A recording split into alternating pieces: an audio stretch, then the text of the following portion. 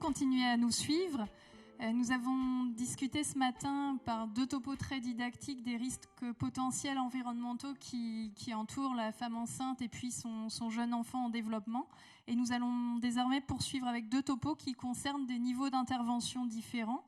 Tout d'abord, comment, à l'aide d'un site très pratique, favoriser une prévention individuelle de ces risques au quotidien par la présentation du site Agir pour bébé. Et puis nous poursuivrons avec les politiques publiques mises en œuvre pour lutter contre ce risque environnemental pour la mère et l'enfant. Voilà, je vais laisser la parole à Nathalie Houzel, qui nous fait le plaisir d'être avec nous en visioconférence. Elle est chargée de mission en promotion de la santé à Santé publique France dans l'unité périnatalité et petite enfance. Et puis elle a écrit un ouvrage qui s'appelle Promouvoir la santé dès la petite enfance, accompagner la périnatalité dès 2014, et elle a rejoint Santé publique France en 2016 dans l'unité de périnatalité et petite enfance pour coordonner la création du site Agir pour bébé, dont elle va nous parler tout de suite. Nathalie, c'est à vous. Bonjour, merci effectivement pour cette invitation. Donc, je coordonne avec Laura Berland, chargée de communication, le site Agir pour bébé. Aujourd'hui, elle est en congé maternité, donc elle est remplacée par Claire Angot, qui travaille avec moi pour préparer la nouvelle version que nous allons mettre en ligne d'ici l'été. Donc, effectivement, ce site est issu au départ d'une saisine interministérielle. J'ai remis ici les acronymes de ces 5 ministères qui nous ont saisis, donc le ministère de la Santé, le ministère de l'Environnement, du Travail, de la DGCCRF et de l'Alimentation et de l'Agriculture, en juin 2018, dans le cadre du plan d'action sur les perturbateurs endocriniens. Donc la saisine, elle est assez longue, donc j'ai pas tout remis ici, mais l'intention de ces 5 ministères était de nous demander de construire un site internet sur les produits chimiques pour tous les Français, en recensant donc en toute transparence un certain nombre d'informations qui seraient utiles pour eux, pour les aider à réduire leur exposition aux substances dangereuses. L'intention était aussi d'être sur un ton positif, non anxiogène, accessible, pédagogique. Et donc, suite à cette saisine, nous nous sommes réunis effectivement en équipe à Santé publique France et nous avons choisi et proposé une réponse en août 2018 qui était de créer dans un premier temps, parce qu'on va faire d'autres sites populationnels dans les prochains mois, un site à destination des futurs et des jeunes parents et d'aborder plus globalement la période des 1000 premiers jours, car c'est une période de plus grande vulnérabilité. Vous le savez tous, en travaillant au sein du réseau périnatalité en Bretagne, pour le fœtus, le nouveau-né et le petit enfant, bien entendu. On va intégrer et on intègre du coup l'exposition aux substances chimiques dans une approche de promotion de la santé, ce qui est quand même l'ADN de la direction dans laquelle je travaille, parce que ce que j'ai pas précisé, c'est que je suis au sein de la direction prévention et promotion de la santé à Santé publique France. On a mis en ligne donc ce site dans une version qu'on appelle 1 en juillet 2019 et vous pouvez d'ores et déjà y aller le consulter. Et on est en train donc depuis à peu près septembre 2019 de préparer la version 2 de ce site qu'on va mettre en ligne là en juin-juillet 2021. Vous pouvez passer la slide d'après. J'ai souhaité pour vous vous montrer comment finalement les 1000 premiers jours sont bien une période clé et qui sont ciblés dans le plan de priorité prévention, montrant effectivement que la grossesse, les 1000 premiers jours, la petite enfance, globalement ont un impact tout au long de la vie et sont extrêmement importantes pour nous. La slide d'après insiste, vous pouvez passer si vous le souhaitez, montre effectivement en quoi les interventions lors de la petite enfance sont reconnues comme efficaces et rentables et permettent donc de justifier pourquoi Santé publique France a choisi de développer ce premier site internet sur cette période-là assez particulière qu'est la périnatalité et la petite enfance. Pour construire le site, la slide suivante montre le cadre sur lequel on s'est fondé pour organiser finalement les différents contenus, les différentes informations qu'on a mis en ligne sur le site Agir pour bébé. On se fonde sur le modèle de Harvard qui nous permet d'organiser finalement les informations et de se dire, ben voilà, pour que la santé soit la meilleure possible, il faut un certain nombre de fondements. Et c'est ce que vous voyez finalement dans la troisième flèche. Il faut donc développer des relations sociales stables et attentives, assurant donc une sécurité affective et relationnelle. Il faut construire un environnement sécurisant et soutenant, y compris pendant la grossesse. Et bien entendu, il faut développer une nutrition adaptée pour l'enfant. Et tout ce fondement de la santé est ancré dans les politiques et les programmes nationaux. Donc c'est pour ça que tout ce contexte institutionnel vient soutenir et renforcer la santé tout au long de la vie des enfants, des adultes que nous sommes aujourd'hui et des personnes âgées. La slide suivante vous montre, on a réalisé des études pour soutenir l'élaboration de ce projet, en particulier une étude qualitative, à un moment où on manquait encore d'études et de données, et puis pour nous permettre d'élaborer au mieux nos contenus, on avait besoin de comprendre les connaissances, les attitudes, les croyances, les comportements des futurs et des jeunes parents.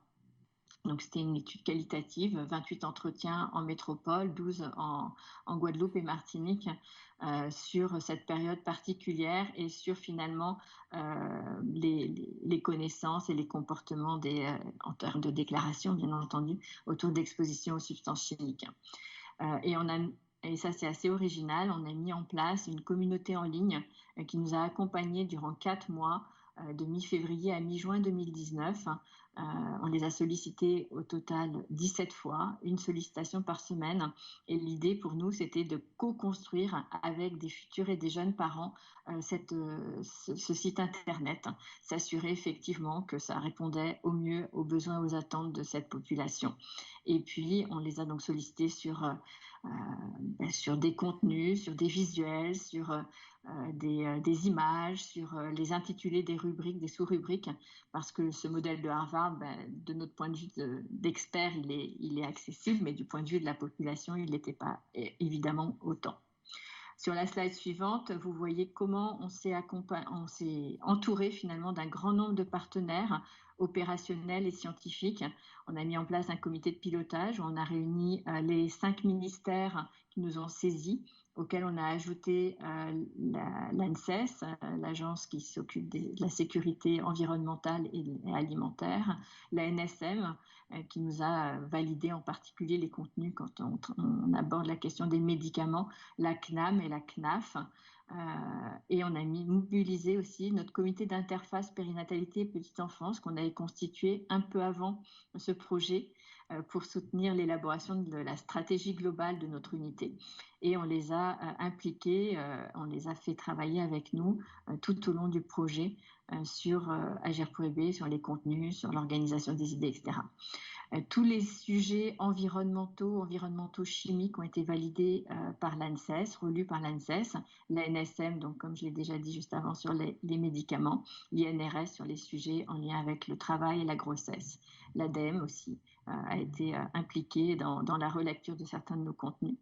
Et puis bien entendu la CNAF et la CNAM où on a fait des articulations avec leur site parce qu'on n'a pas vocation à se substituer au site internet existant que sont monenfant.fr et le site d'Amélie. Sur la slide d'après, vous voyez finalement que nos grands principes, peut-être que vous les avez déjà commencé à les identifier au fil de mes premiers propos, mais sont clairement d'informer les futurs parents, les jeunes parents, sur l'influence de tous les environnements durant la grossesse et la petite enfance. Donc les environnements, pour nous, c'est affectifs, sociaux, physiques, chimiques, etc. Les ondes aussi, c'est un sujet qui est abordé. On les positionne autour des 1000 premiers jours, sachant que la version 1 qui actuellement est en ligne s'arrête aux 4 mois de bébé, mais on est en train de retravailler tous ces contenus pour aller jusqu'aux 2 ans de bébé. Et notre périmètre, c'est les fameux 3 déterminants fondamentaux de la santé périnatale, tels que définis par le modèle de Harvard, que j'ai eu l'occasion d'évoquer juste avant. On souhaite vraiment, à travers des informations qui sont portées sur le site Agir pour bébé, promouvoir la grossesse comme étant un événement de vie et non pas comme étant un événement médical. Donc, il y a des sujets, par exemple, que vous ne trouverez pas sur Agir pour bébé, l'approche curative, la maladie chronique et la grossesse, ça n'est pas présent. Les examens médicaux du nouveau-né, là aussi, on renvoie vers le site Amélie ou vers d'autres sites partenaires. Sur la slide d'après, vous voyez que nos grands principes sont ceux qui sont écrits ici. Donc, notre cible, clairement, ce sont les adultes souhaitant avoir un enfant. On a essayé de travailler sur cette période préconceptionnelle, même si on n'a pas beaucoup de contenu là-dessus. Les futurs parents, les femmes enceintes et les conjoints, les parents, bien entendu, une fois que bébé est là. Notre ligne éditoriale, on a travaillé tous nos contenus pour qu'ils soient dans une approche soutenante, bienveillante, non culpabilisante. Nos enjeux étaient de partir donc d'une commande sur les produits chimiques et d'aller vers une approche globale de la grossesse et de la petite enfance dans une approche de promotion de la santé. On a proposé un certain nombre de mesures on a proposé plutôt des clés pour penser, pour réfléchir, pour se poser des questions.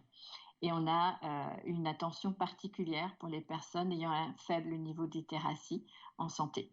En particulier, pour la V2, on va développer un certain nombre de vidéos par rapport à ces sujets-là. Vous pouvez passer la slide d'après. Je vais vous montrer des premiers visuels, un peu en avant-première, parce qu'aujourd'hui, la page d'accueil du site Agir pour bébé ne ressemble pas encore à celle-là.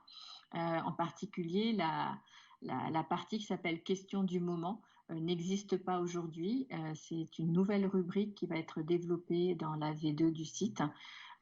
Aujourd'hui, on a quand même déjà un menu et un mot d'accueil. Et puis, on a 8 espaces en pratique, qui est quelque chose d'assez original sur le site Internet. Et une entrée par des questions chronologiques va arriver en juin-juillet prochain. Ensuite, on a 4 rubriques assez plus classiques qu'on retrouve d'habitude sur les sites Internet. Donc là, on reprend les 3 piliers de la santé périnatale du modèle de Harvard. Je vais détailler ces différentes parties. Donc, si vous passez à la slide d'après, je vous ai détaillé l'espace en pratique. Donc, c'est 8 espaces de vie, cuisine, 8 espaces, cuisine, réfrigérateur, chambre, coin bébé, salon, espace rangement, extérieur et salle de bain. Là, pour vous montrer à quoi ressemble le réfrigérateur une fois qu'on l'ouvre. Donc, on a des petits points. Si j'avais été avec vous aujourd'hui, j'aurais sans doute fait une navigation en ligne, mais là, à distance, j'ai préféré assurer au cas où le débit ne soit pas suffisant. Donc, on a des petits points sur lesquels on peut cliquer pour accéder ensuite aux différents objets contenus dans le réfrigérateur. Donc, imaginons qu'on ait cliqué, on passe à la slide d'après et on voit, si on a cliqué sur l'étage, vous pouvez passer la slide d'après. Si on a cliqué sur l'étage où il y a le plat préparé et le plat industriel, on peut avoir comme ça de l'information sur, ici, je vous ai illustré le plat préparé. Et donc, ce qui est intéressant à noter, c'est qu'on a des pictogrammes qui sont au nombre de 12, qui permettent très vite à l'internaute de se repérer, de savoir quel type de message il va avoir avec ce pictogramme. Là, ici, celui que j'ai illustré, c'est substances chimiques, mais vous voyez le pictogramme qui est juste à côté, c'est un pictogramme qui envoie vers la notion d'alimentation. À chaque fois, donc là, si vous passez à la slide d'après, on voit que le conseil est divisé en 3. Donc, on a un conseil d'abord, le message est divisé en 3. On a un conseil court et simple qui est d'abord donné. On le veut pratique. Ensuite, on explique pourquoi on donne ce conseil et on peut proposer dans un certain nombre de cas des liens. Là, ici, un lien pour ce conseil-là vers la page perturbateur endocrinien. Et puis, on a une troisième partie à ce conseil. Si on veut en savoir plus ou si on veut aller plus loin, on peut aller ouvrir finalement et dérouler le menu. On a choisi sciemment que ces différentes parties ne soient pas immédiatement accessible et enfin, nécessite finalement un acte volontaire de la part de l'internaute en cliquant et en appuyant sur la flèche pour descendre et avoir l'information. Parce qu'on pense que ça peut être anxiogène d'avoir trop d'informations d'un coup. Donc, on peut gérer comme ça l'accès à son information. Ce qu'il faut noter, c'est que ces 12 pictogrammes que vous retrouverez si vous allez effectivement sur l'espace en pratique ont été prétestés, par exemple, par notre communauté en ligne. Et on en avait plus au départ et ils nous ont aidés à choisir ceux qui étaient les plus parlants pour des futurs et des jeunes parents. La slide d'après vous montre finalement l'entrée principale, celle que vous connaissez la plupart du temps quand vous allez sur Internet. Donc, vous avez une entrée par rubrique. Là, je vous ai détaillé l'entrée de la rubrique « Aller vers un environnement sain ». Les 3 autres rubriques s'intitulent « Prendre soin de moi, de nous »,« Être écouté et accompagné » et « Découvrir et nourrir bébé ». Sur aller vers un environnement sain, vous avez là 3 sous-rubriques, et dont l'une, celle qui est cliquée ici, les sources d'exposition à la maison et leurs effets, avec un certain nombre de contenus qui sont proposés à la lecture pour les internautes. Sur la page d'après, vous avez, la slide d'après, merci, la page sur limiter les perturbateurs endocriniens. Et donc là, je vous ai détaillé l'organisation d'une page, parce que toutes les pages sont construites de la même façon. On a systématiquement des titres qui commencent par un verbe à l'infinitif. On a des paragraphes qui sont courts et simples, le plus souvent donc introduits par une question. On a des encarts sur les côtés qui sont placés à gauche de l'écran, soit pour pousser des informations qu'on considère importantes, soit pour mettre un peu des témoignages en disant c'est vous qui le dites, pour être plus proche de notre lecteur. Et puis bientôt, donc sur ces pages, nous aurons des vidéos animées. Alors certaines de ces pages, on va réaliser une vingtaine de vidéos. Et donc là, sur la page perturbateurs endocriniens, on va avoir une vidéo rappelant finalement les gestes pour limiter les perturbateurs endocriniens. Et puis, on a un lexique qui est en cours de travail pour définir les différents termes complexes. Ça, c'est pas encore en ligne. Et à chaque fois, sur chacune des pages, on a des suggestions pour aller voir d'autres articles qui sont liés au sujet. Sur la slide d'après, je vous présente donc là en avant-première la nouvelle rubrique qui est en train d'être préparée pour la version 2, question du moment. Elle est pour nous, elle va permettre pour nous de répondre à un certain nombre de questionnements des parents qui recherchent une information simple et incarnée. Donc on part systématiquement d'un témoignage ou d'une remarque d'un parent, d'un futur ou d'un jeune parent. L'idée va être aussi d'événementialiser les contenus, les mettre en avant et les pousser sur les réseaux sociaux pour faire venir et interpeller les internautes et les inviter à rejoindre Agir pour le bébé. Et cette nouvelle rubrique va aussi nous permettre de pallier finalement un manque, parce que quand on a fait ce choix d'entrer par les fondements de la santé du modèle de Harvard, on n'est pas par période de vie ni par chronologie de vie. Donc avec ces questions du moment, on a, vous le voyez sûrement sur l'écran, mais c'est peut-être petit, on a un petit calendrier finalement, et donc on va pousser des questions, premier trimestre de grossesse, deuxième trimestre, etc. Enfin, on a choisi un certain nombre de périodes qui nous semblent correspondre aux recherches sur Internet de notre population cible. Sur la slide d'après, je vous ai détaillé finalement la nouvelle rubrique questions du moment, qui vous redit finalement ce que je viens de vous dire. Donc on va les classer par période de vie, on va archiver les questions, et donc on va ensuite proposer systématiquement de rediriger notre internaute vers des articles ou des vidéos. On prévoit pour le moment d'avoir 2 questions par mois. Voilà. Donc là, celle qui est en exemple ici, on a Brian qui dit en ce moment on parle beaucoup des perturbateurs endocriniens, j'ai entendu dire qu'ils étaient dangereux pour les enfants, on essaie d'avoir un bébé, à quoi doit-on faire attention?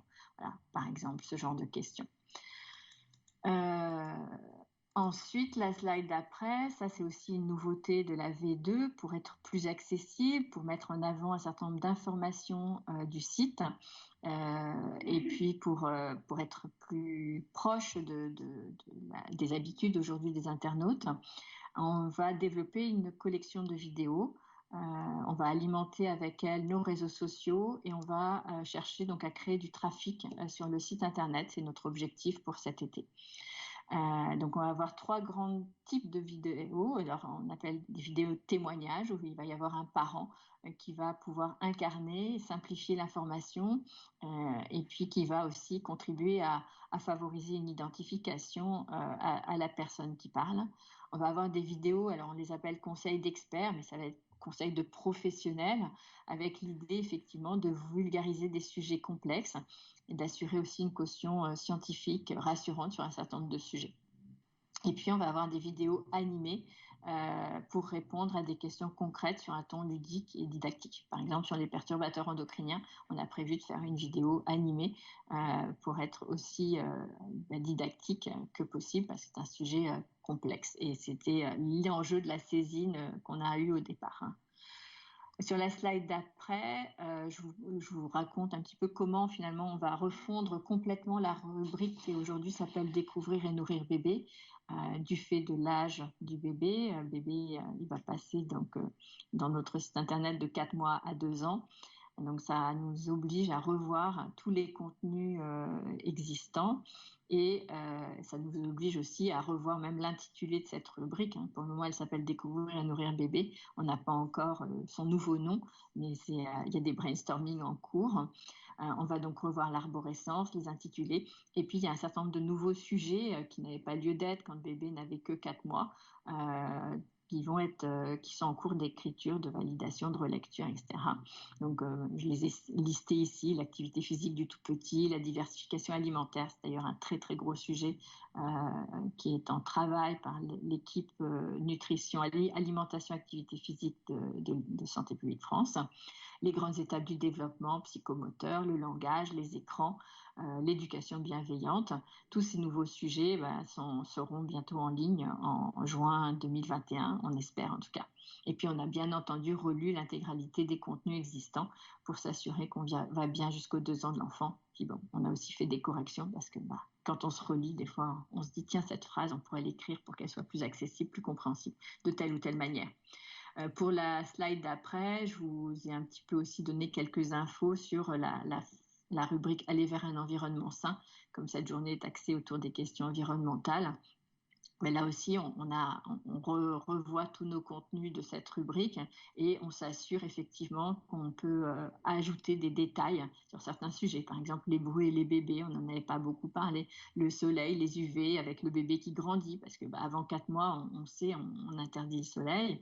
Mais bon, avec le bébé qui grandit, il peut échapper à la vigilance des parents des fois et se retrouver au soleil. Donc, comment on fait? Les répulsifs, avec une attention particulière pour nous sur les régions d'outre-mer, parce que ce site, il est aussi accessible partout sur la planète. Et puis bon, là aussi, on relie tous les contenus existants. Et par exemple, un contenu qui a été fortement retravaillé, c'est les accidents de la vie courante, parce que bébé, après 4 mois, il tend à se déplacer quand même, et donc il prend des risques. Donc c'est important qu'il prenne des risques, mais on peut essayer de sécuriser au maximum son environnement pour éviter les accidents. Sur la slide d'après, je vous donne aussi quelques petits scoops en avant-première. Donc, on a de nouveaux objets qui vont être dessinés. Donc là, je vous ai mis 3 des espaces, le salon, le réfrigérateur, la cuisine. Et donc, dans le salon, par exemple, il y a des objets. Vous ne trouverez pas aujourd'hui de télévision sur le site Agir pour bébé et sur l'espace en pratique. Donc, on va rajouter une télévision, on va rajouter un casque audio, des piles boutons, des baskets de bébé dans le salon, dans le réfrigérateur. Mais c'est surtout des contenus en lien avec, des objets plutôt en lien avec les nouveaux contenus qu'on a développés autour de la diversification alimentaire. Puis dans la cuisine, là aussi, on a prévu une horloge pour expliquer comment l'organisation du temps finalement est importante. La chaise haute aussi autour de la question de la diversification, mais du risque d'accident. Voilà, à chaque fois, il va y avoir 1, 2, 3 messages, parce que maximum par objet, on peut mettre jusqu'à 3 messages avec un picto à chaque fois pour le reconnaître et l'identifier. La slide d'après, le calendrier, je vous avais donné donc la saisine et puis la réponse à la saisine au départ. Le lancement un peu officiel du site Agir.be a eu lieu en septembre 2019, officiel porté par deux de nos politiques, Elisabeth Borne et Agnès Buzyn, en lien avec finalement la deuxième stratégie nationale autour des perturbateurs endocriniens. On a depuis cette date fait beaucoup de communication en sourdine finalement, comme aujourd'hui, quand on communique en colloque, pour informer effectivement les professionnels qui travaillent dans ce champ de la périnate et de la petite enfance. Et donc depuis septembre 2019, on prépare donc la nouvelle version du site agir.be, on élargit le périmètre, on prévoit et on organise des contenus multimédia, on prépare la nouvelle rubrique, et puis on a aussi recruté une nouvelle agence de communication plus outillée pour nous accompagner là-dessus. Normalement en juin 2021, on met en ligne la version 2, et en juillet 2021, et sans doute même tout l'été, juillet-août, on va donc communiquer sur ce site agir.be. Sur la slide d'après, je vous ai donné quelques éléments d'objectifs. Vous pouvez passer la slide d'après. Sur l'objectif donc de notre campagne, en termes de santé publique, notre intention donc est clairement... vous n'avez pas changé de slide, en tout cas je ne la vois pas. On est clairement, donc merci, de promouvoir des événements favorables, les environnements favorables, avec avant, pendant et jusqu'aux 2 ans pendant la grossesse et jusqu'aux 2 ans de l'enfant.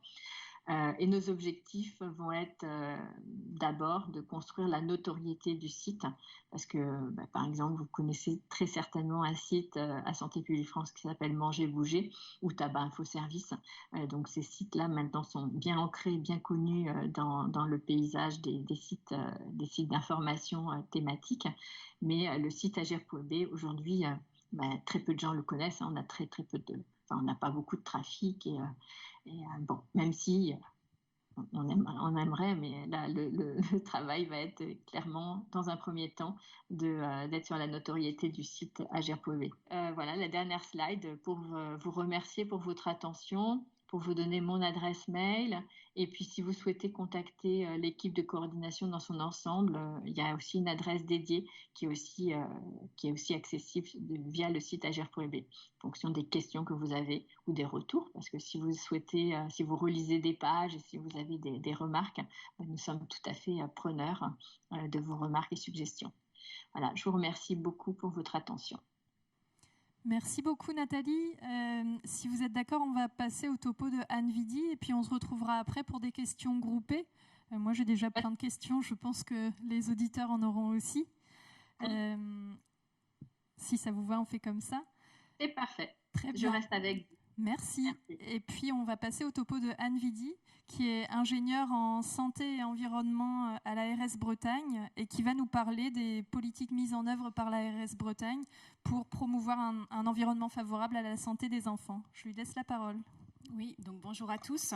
L'objectif de mon intervention, c'est en effet de faire un petit tour d'horizon, donc assez macro pour le coup, des actions qui sont réalisées en Bretagne depuis quelques années dans le cadre des politiques de santé et de développer quelques perspectives de travail, puisque comme vous le verrez, on a quelques sujets d'actualité sur le sujet. Alors, on va commencer d'abord par un petit sondage que vous devriez voir apparaître sur votre écran. On va vous interroger pour savoir si le sujet de l'environnement et de ses liens avec la santé est un sujet que vous abordez facilement avec vos patientes ou non. Et puis on y reviendra un petit peu plus loin au cours de la présentation. Donc pour synthétiser peut-être un petit peu tout ce qui s'est dit ce matin en termes d'exposition de l'environnement physique sur la santé, j'aime beaucoup cette petite infographie de l'OMS qui récapitule un petit peu tout ça. Donc on sait aujourd'hui que l'air que nous respirons, l'eau et les aliments que nous ingérons sont susceptibles d'avoir des impacts positifs ou négatifs sur notre santé. Alors c'est vrai qu'on a beaucoup quand même parlé d'impacts négatifs ce matin.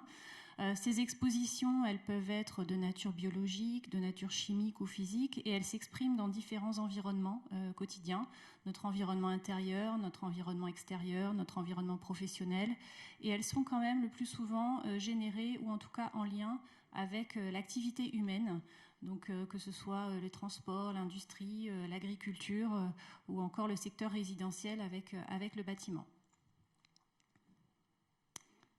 Pardon. Donc on dit souvent que l'environnement c'est un sujet émergent. En fait, pas tant que ça. Les premières mesures réglementaires, elles datent quand même du début du XXe siècle. Donc c'était des mesures en lien avec la prévention de la qualité de l'eau et la mise en place de l'assainissement, et c'était plus en lien avec la lutte contre les maladies infectieuses. Donc même si on voit bien avec l'actualité que c'est un sujet qui n'est pas complètement derrière nous, c'est quand même l'enjeu des maladies chroniques qui actuellement est au cœur des actions en matière d'environnement. Et l'environnement intervient souvent en cofacteur de nombreuses pathologies contemporaines comme les maladies cardiovasculaires, les cancers ou les problèmes respiratoires. Donc là où c'est un sujet encore plus d'actualité, c'est qu'on a quand même une sensibilité qui est de plus en plus importante de la population par rapport à ces enjeux.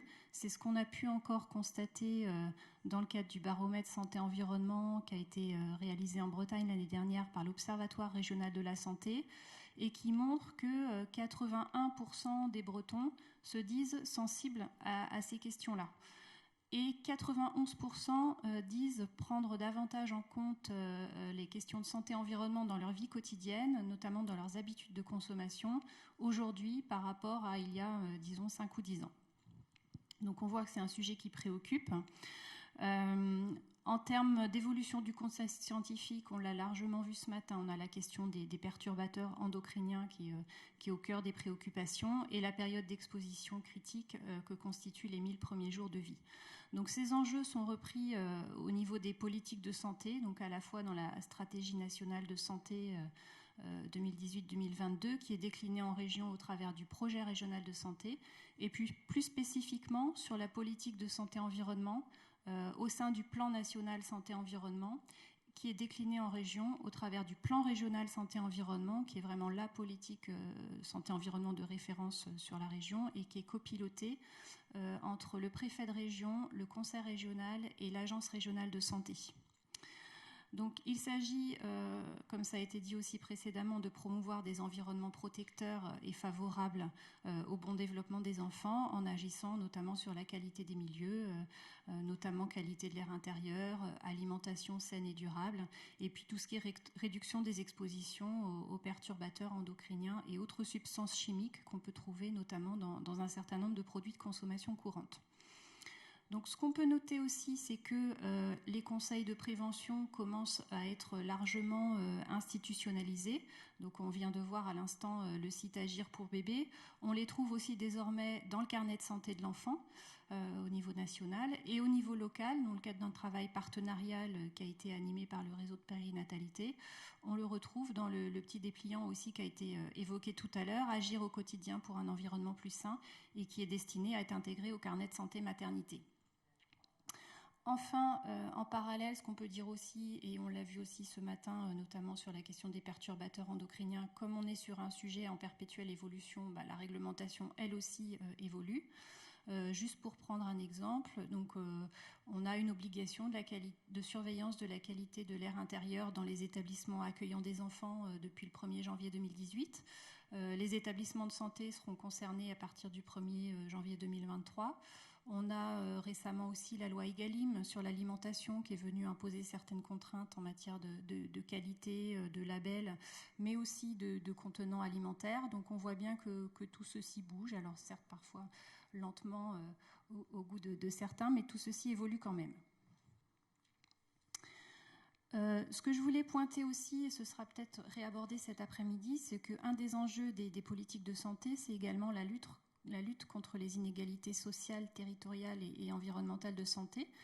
Donc on l'a vu ce matin, au regard des polluants environnementaux, les enfants sont plus vulnérables. Donc il y a les inégalités territoriales et les inégalités sociales qui viennent se combiner à ces facteurs environnementaux. Et comme l'illustre cette infographie, selon le territoire où l'on vit ou sa catégorie sociale, notre espérance de vie n'est pas la même. Donc vous voyez par exemple la différence entre Pauline et Justine. Donc Pauline qui habite dans les Hautes-Alpes et Justine qui habite dans le Nord-Pas-de-Calais. Donc on a 3 ans d'écart d'espérance de vie. Et de la même façon, la différence entre Paul, qui est un futur ouvrier, et Gilles, qui est un futur cadre, on a 7 ans d'écart d'espérance de vie. Donc là, ça paraît flagrant. En réalité, ces inégalités, elles se présentent sous la forme d'un gradient social qui va traverser l'ensemble des couches sociales et qui va se former dès l'enfance. Donc à ce titre également, l'enfance est une période clé pour agir. Donc les déterminants sont d'ordre socio-économique, les conditions de travail, les conditions de logement, et en fait ils se cumulent souvent entre eux. Et par exemple, la dégradation de l'environnement, elle pèse aussi également plus fortement sur les familles défavorisées que sur d'autres familles. Donc j'en viens maintenant à un petit bilan du plan régional santé-environnement qui est en cours, qui s'achève à la fin de cette année. Juste pour vous dire quand même qu'en Bretagne, on a un petit sujet historique sur la santé environnementale avec des acteurs qui sont investis depuis un certain nombre d'années. Rémi Béranger a parlé tout à l'heure de l'étude Pélagie qui est en cours depuis maintenant une quinzaine d'années.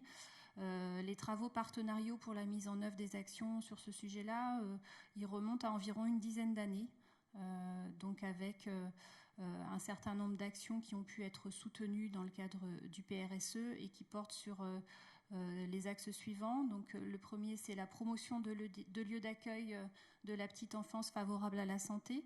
On a pu soutenir notamment un certain nombre de collectivités pour intégrer des critères santé-environnement en fait, dans les cahiers des charges de la commande publique, concernant en particulier la construction ou l'entretien des établissements accueillant des enfants.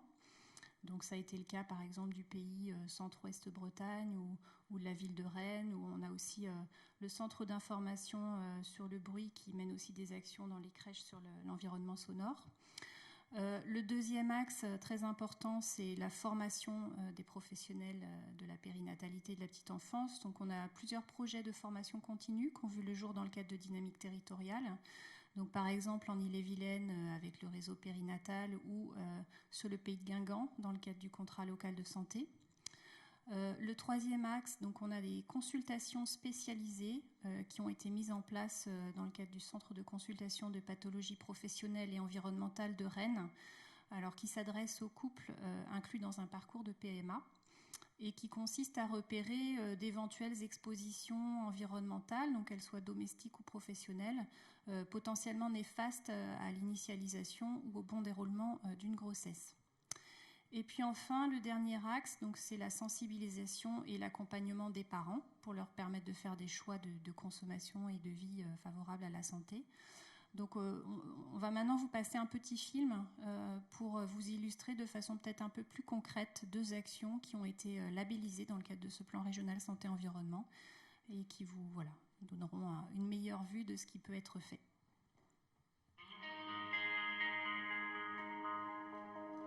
85%, c'est le temps que nous passons en moyenne en intérieur. L'air de ces environnements clos peut parfois être nocif pour notre santé et notre bien-être.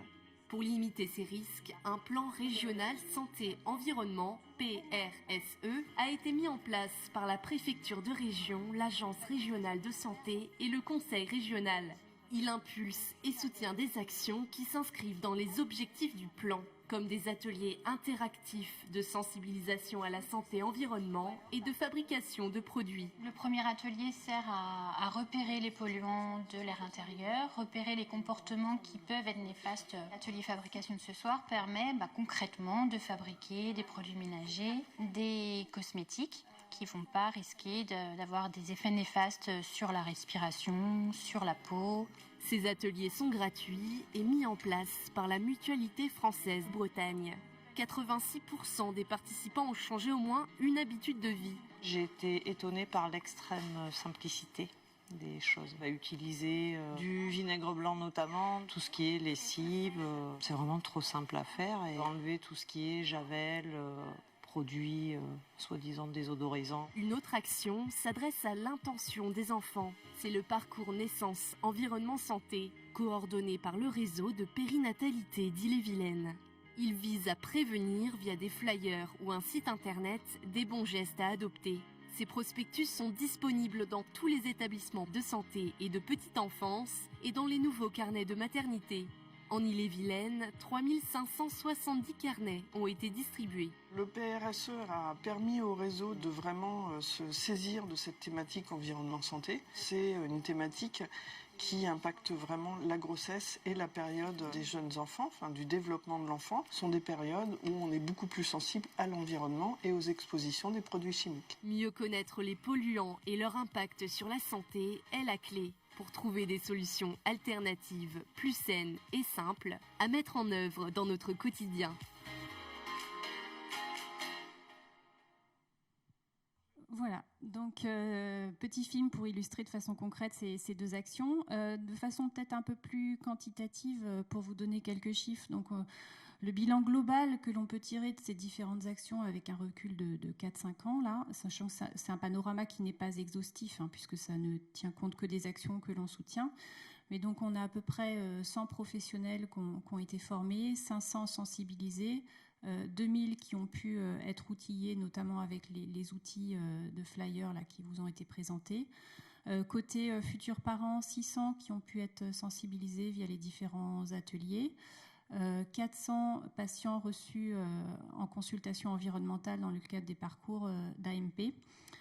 Et ces actions sont plutôt encourageantes puisque pour celles qui ont pu être évaluées, les chiffres sont assez concordants. Donc on note à peu près 80% d'intentions de changement de pratiques quotidiennes chez les personnes qui ont été sensibilisées. Pour autant, on voit qu'on a encore du chemin à parcourir parce que ces chiffres restent malgré tout modestes. Donc on voit que pour toucher encore davantage de personnes, il y a encore du chemin à parcourir. Et puis pour revenir sur le petit sondage d'introduction, 40% d'entre vous disent avoir quelques difficultés encore à aborder ce sujet avec leurs patientes. Donc voilà, l'objectif c'est de voir comment on peut avancer ensemble sur ce sujet-là. Et alors les perspectives de travail, donc on voit qu'il y a des initiatives qui existent, donc l'important c'est de pouvoir les renforcer, les déployer, les mettre en synergie. Donc là, la commission environnement du réseau de périnatalité, donc qui est animée par le réseau avec l'aide de référents et qui a été mise en place récemment, va avoir un grand rôle à jouer, notamment pour pouvoir renforcer la formation et l'accompagnement des professionnels. Donc l'ARS y participe également. Et puis on a un gros chantier qui nous attend, c'est de décliner le plan national santé-environnement 4, là, qui devrait sortir de façon imminente. La sortie était annoncée cette semaine et qui prévoit de développer des consultations environnementales dans le cadre du parcours de naissance. Donc l'idée étant de proposer à chaque couple ou à personne en amont ou dès le début de la grossesse une évaluation des expositions et des conseils de prévention. Donc en s'appuyant sur les consultations environnementales dont j'ai parlé sur la diapositive précédente et qui existent actuellement en Bretagne et dans 4 autres régions pour les couples qui sont en parcours de PMA. Donc là, l'objectif, c'est de les généraliser à tout le monde. Et puis d'essayer de développer progressivement un réseau de correspondants dans les maternités. Et le deuxième volet qui sera à décliner, c'est de conseiller les parents aussi lors des visites post-accouchement à domicile. Donc ça pose évidemment la question de comment aider les professionnels à intégrer tout ceci dans les pratiques. Donc, dans le cadre de la définition du programme de travail de la commission environnement du réseau, il va vous être envoyé via le chat, je pense, un petit questionnaire pour essayer de vous sonder sur vous, quels sont vos propres besoins et comment on pourrait vous accompagner pour intégrer ces enjeux dans vos pratiques. Donc voilà, n'hésitez pas à répondre. Ça permettra d'ajuster au mieux le plan d'action de la commission à vos propres besoins.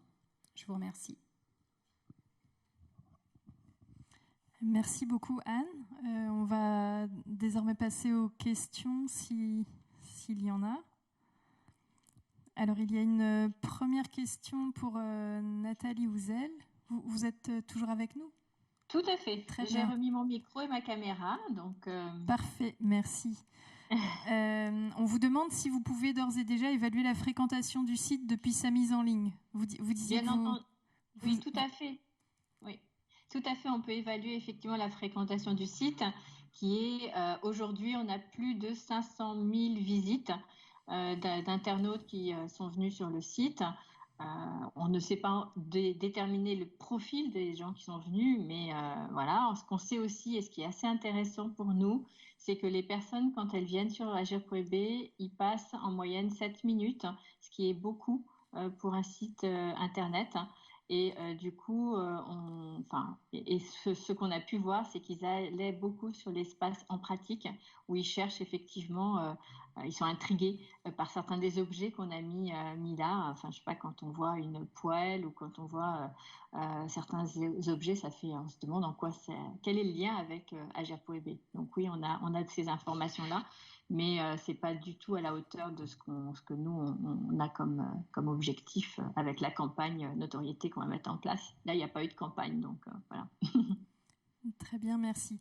Je vous avoue que moi, je suis allée faire un tour sur le site avant la journée. Oui. Et justement, j'ai fait comme tout le monde. Je suis allée sur les petites fiches en pratique parce que c'est ce qu'on a envie de regarder en premier. Je me demandais si vous aviez des fiches de synthèse, en fait, qui seraient un petit peu une synthèse de tout le contenu. Je ne sais pas si c'est possible, mais les grandes lignes à suivre si l'on veut faire de la prévention chez soi. Est-ce que ça existe sur le site, une sorte de page de synthèse? Alors, je suis pas sûre de bien comprendre votre question. Pardon. On a des pages qui permettent, par exemple, de revoir ses habitudes de course, si vous êtes sur des aspects très environnementaux, en particulier en allant dans l'espace aller vers un environnement sain. Mais on n'a pas fait... Enfin, l'espace en pratique, c'est plus de 115 objets avec... on ne peut pas avoir une synthèse globale de tout ça, quoi. Ça, c'est pas possible. Donc, en allant sur la rubrique Aller vers un environnement sain, vous avez tous les contenus avec les explications sur les différents messages finalement qui se retrouvent dans l'espace en pratique, parce que les messages sont une manière synthétique de regarder les contenus assez copieux des 4 grandes rubriques. D'accord, très bien. Il n'y a pas un document, un flyer résumant 80 contenus, des messages de 115 objets, c'est pas... Non. C'est pas l'objectif du site, d'accord. Non, sinon on n'aurait pas fait un site internet. Donc, oui. Ok.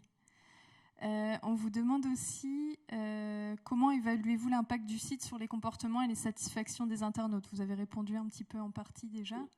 Alors à court terme, effectivement, on n'a pas évalué l'impact. Et puis, un site internet n'a pas vocation à modifier les comportements. Il a plus vocation à soutenir l'action que vous menez vous en tant que professionnel auprès de votre patientèle ou auprès des futurs et des jeunes parents, parce que tous ne sont pas forcément des patients au sens médical du terme, si je peux dire.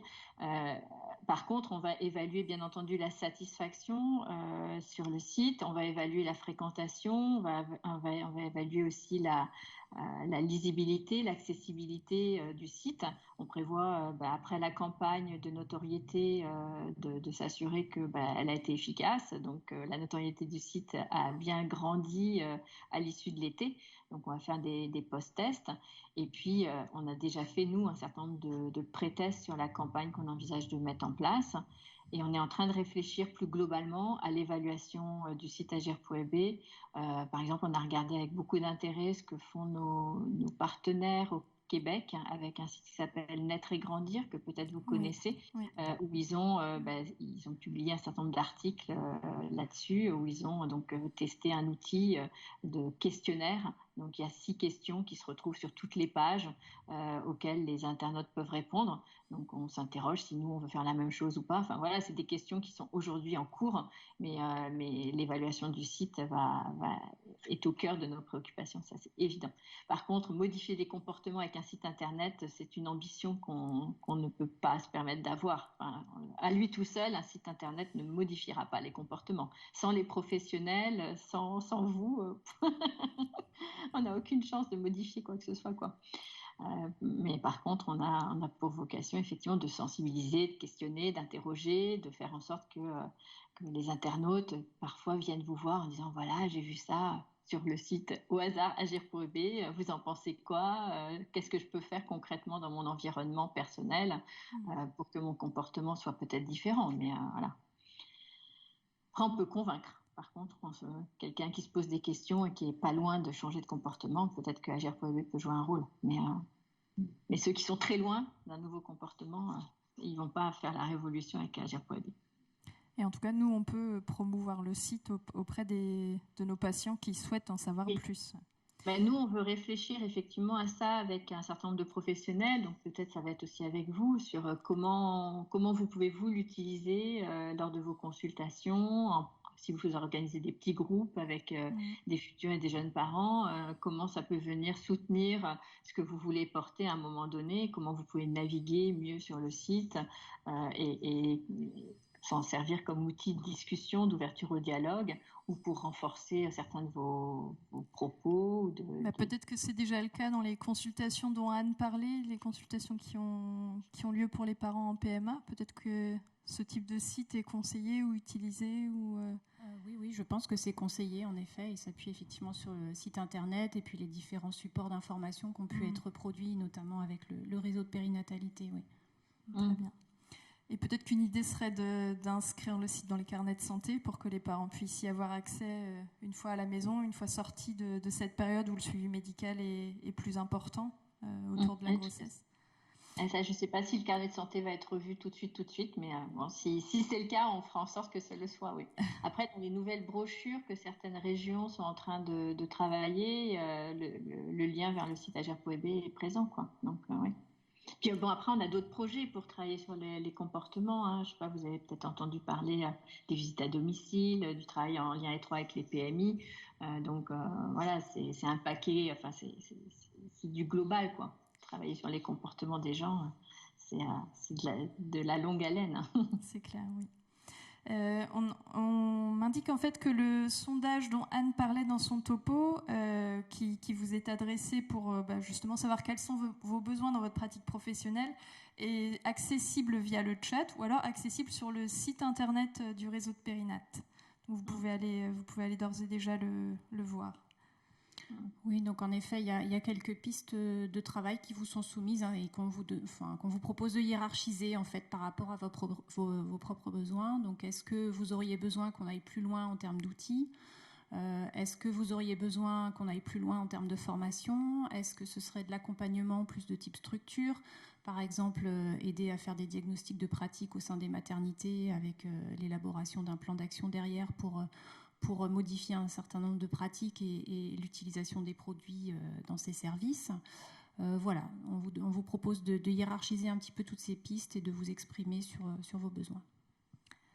Alors, il y a une autre question qui vous est adressée à toutes les deux sur l'exposition aux ondes, en fait, et aux ondes de 4G, 5G, dont on entend parler dans les médias. Est-ce que vous avez connaissance de leurs effets sur ce sujet de la périnatalité? Qu'est-ce que vous conseilleriez aux futurs parents et aux jeunes enfants?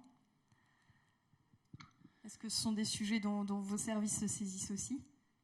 Alors, je pense qu'on a très peu d'infos à l'heure actuelle, déjà sur la population générale, mais en plus sur la population des enfants, sur les effets sur la santé. Donc là, moi, je ne suis pas en capacité de répondre personnellement sur les effets sanitaires. Je pense qu'il faudra attendre les études scientifiques sur ce sujet. Merci. Alors, sur Agir.be, effectivement, on a une page dédiée qui est intitulée S'informer sur les ondes, les sources d'ondes et les rayonnements lumineux. Et clairement, sur les téléphones portables, les téléphones mobiles, les tablettes, je dirais effectivement comme vous, hein, on n'a aujourd'hui aucune étude qui montre l'impact en termes de preuves scientifiques. Mais donc, ce que nous, on conseille par mesure de précaution, c'est d'éloigner les appareils mobiles connectés de son ventre, en particulier quand on est enceinte, hein, une période où il se développe beaucoup, le petit bébé se développe beaucoup.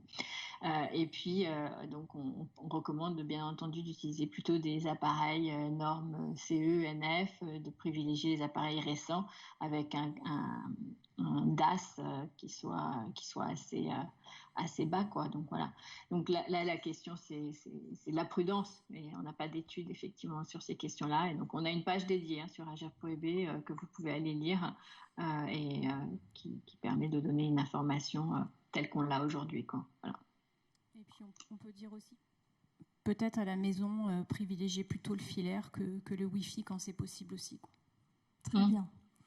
Par mesure de précaution aussi, parce que là non plus on n'a pas les études pour le prouver, quoi. Voilà. Il est déjà l'heure de conclure. Moi, ce que j'ai retenu de cette matinée, c'est que finalement, il faut garder son bon sens face à tous ces perturbateurs qui viennent de l'environnement, que ce soit les ondes, les perturbateurs endocriniens, les produits chimiques, etc. C'est ce que j'ai retenu. Aérons nos maisons comme nous le disaient nos grands-mères. Utilisons des produits plutôt simples et normés. Ça, c'est quelque chose que j'ai retenu de vos topos aussi. Et puis, il y a des moyens d'information et de prévention. On a parlé tout à l'heure de la formation en ligne sur les perturbateurs endocriniens. On peut tous aller voir et s'inscrire. Il y a le site donc Agir pour bébé qui va être remanié, qu'on ira voir bien volontiers et qu'on conseillera à nos patients. Et puis, nous nous retrouverons cet après-midi avec Gilles, cette fois à ma place, pour parler des risques psychosociaux autour de la grossesse et de la petite enfance. Dans l'intervalle, si vous le souhaitez, il y a un symposium organisé par Guy Gauze qui débutera à 13h et finira à 13h45.